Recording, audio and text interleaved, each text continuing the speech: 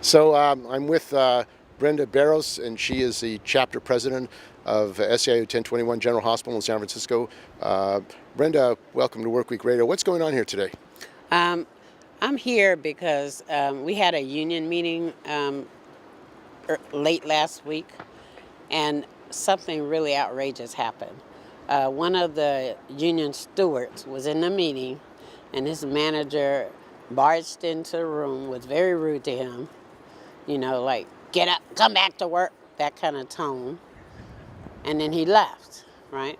And the guy was very shaken up. This is a guy who already has heart problems and, should be trying to stay away from stress. And so he feels like he's being constantly harassed by the supervisor. And not only did that supervisor come in once, 30 minutes later he came in again and did the same thing. And then he lied and said he knocked on the door, and we pretty much opened the door and let him in, which is factually not true. Is there a pattern of harassment and bullying against shop steward union activists here at General Hospital? I think in some departments it's definitely a problem. I mean, me as a steward, I have to say I haven't had a problem. But, I talk to stewards all the time who have, major issues where they don't want to release them to be involved in union activity. They claim all the time operational needs, even when there are no operational needs. We had a steward that was denied in food service for operational needs on a day she was off. Right? So, there was no real operational needs. She was off work. And they didn't realize it. They just get so used to just automatically saying that. And that's we feel like it's starting to interfere with the union activity. Our members don't get represented the way they should because stewards can't get off to go do it. We cooperate with the management. I cooperate with the management. I meet with them when they want to meet with me and all that. But it has to extend to all the stewards. All the stewards should have the same rights to go and talk to management about things. If there's a problem that runs across, some things are urgent. They can't wait for, somebody to have their supervisor give them time to go do with it, because some things are urgent.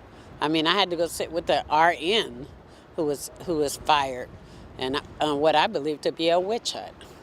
If you take any employee and you look at every single thing they've done over a long period of time, and then, of course, you're going to find human error because they're human beings. And you say there's a systemic problem here. Isn't it illegal to retaliate and target union stewards, union representatives? Absolutely, it's against it. But some people here seem to have taken Janus, as if it's open field day on union reps and stewards, and they're behaving in that way. Now, I'm not saying everybody's behaving in that way, because they're not. But there are some that are, and certain departments are worse than others. And I would say food and nutrition, and I would say housekeeping are the two biggest problems right now. Family health center is not a whole lot better. And those are departments which African Americans are predominant in, isn't it? Yeah, there are departments that have a large number of minority workers. And is Barbara Garcia, the director of Department of Public Health, and Mickey Callahan, director of Human Resources, aware of what's going on here? I'm sure about this exact situation, probably not, because we haven't told her yet. But when we have our hearing on September 19th, we certainly intend to bring all this up. But she knows that there's problems. I think they all know their problem. The director of public health knows there's a problem. Everybody knows there's a problem, because we're telling them all the time that there's a problem. We're showing them all the time that there's a problem. And while the hospital is making efforts to try to fix some of this stuff, it has to boil down to their managers that are below them. And there are going to be hearings on discrimination, systemic discrimination, racism against African American workers. First of all, how do those hearings take place? Why did they take place? And what do you hope to come out of the hearings that will be held? It's been like years for me, right, of seeing these things happening to people, having gone through it myself. And I started noticing in the last couple of years, it seems to have gotten worse, that almost every case I had was something either related to bullying or some sort of people feeling like they were discriminated against, people not being promoted, and they felt like it was because of their race, and it got to a point to where we had to do something. And the issue of racism, systemic racism, you say it's not a new problem. And do Barbara Garcia and Mickey Callahan know about this? Yes, they knew about it. Yeah, they've been told and they know. And Barbara Garcia, we had a rally before at 101 Grove where she said it, that she's heard it before. And so there are some things being done, but I'm saying it's not going down to the right thing. We're seeing people being promoted who are totally anti-union, and we don't get it. We don't get it. Some of the same people that have been accused of things are being promoted now. And who are you talking about? Well, one would be Dr. Holly Hammer. You know, she's over all of primary care now, right? You know, and me saying this, she might retaliate on me because she's known to retaliate on people. But, you know, I'm at the point now where I have to say truth. I have to speak truth to power. And, you know, and it's like, you know, I hope she's changed. I hope she's looking at it through a different window since she's been given an even higher position. But that's only a hope. I don't know that for a fact. There have been employees who have had suits against discrimination. Cheryl Thornton is an example. Right. She won her lawsuit, then she comes back to work, and then she's retaliated against again. Why aren't these managers being held accountable when they do violate the law and discriminate against workers? Well, management is being protected. And I'm going to be honest, management being protected, you know, you hear things like, well, maybe they didn't really mean it, or that wasn't the intention. But to those employees who were dealing with it directly, you know, people aren't stupid. They know what the intention was. And when they get caught, that's when the excuses come up. And the city has had to pay out tens of millions of dollars for bullying, for illegal harassing workers, illegally firing. Yet the managers, the executives of the city, seem to be not held accountable for illegal activity by themselves that have cost the city tens of millions of dollars. I think there's a large disconnect. I don't think people are everybody's talking to everybody. And I think that's part of the problem. And that's one of the things in the hearing on the 19th that I'm going to ask for. There need to be some sort of oversight. HR cannot police itself.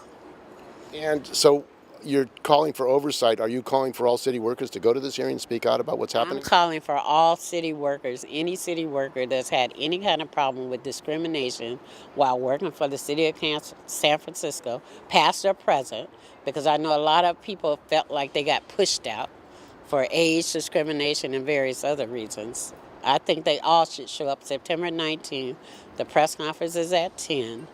The event starts at 11 in the Board of Supervisor chambers. We need to let our voices be heard. And we need to let the city government, and I was hopeful when London got elected. She's an African-American woman, so I think she'll be more receptive to some of these issues. But it's been going on so long, and we've been talking to deaf ears for so long that it's not tolerable anymore. And it shouldn't be happening in San Francisco or any other city. I talk to people in other cities. It's not a whole lot better. This is something that's pervasive. It's everywhere. And, you know, San Francisco is one of those cities that takes the lead at many times.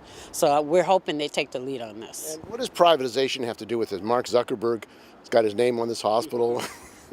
I gotta say, a lot of us, including me, were not happy with Zuckerberg's name got put on this hospital, right? I know he gave some money, but I know that the citizens of San Francisco gave a whole lot more money than he gave. And I don't think that public buildings should be sold off for corporate. If you say somebody's going to put their name on it one time for a year and they give us some money, fine. But I don't think nobody's name should permanently be on a building that belongs to the city unless it's somebody like we've had Dr. Richard Fine. We've had other doctors out here that have done, you know, wonderful things for the people of San Francisco and fought for this hospital and helped build this hospital. And I don't understand why one of their names is not on the building versus Zuckerberg.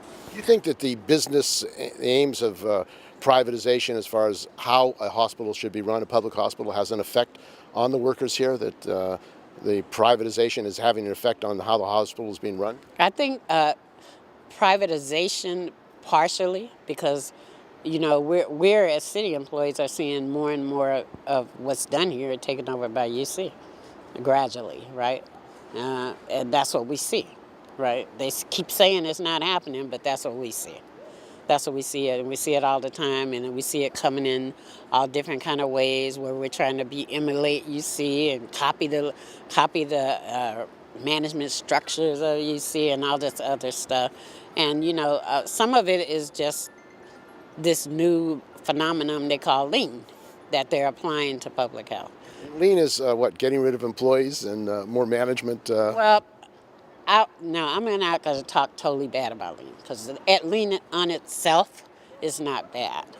But when you have imperfect people implementing lean, that's where the problems start, right? If all the managers were good, if everybody treated their people fairly, if everybody thought about, their employees and what was going to happen when these changes happen, prepare people way ahead of time, then it would be different.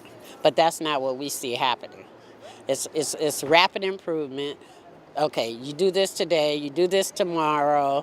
They're putting out report cards. Are they doing that without the union agreement? There is no union agreement for lean.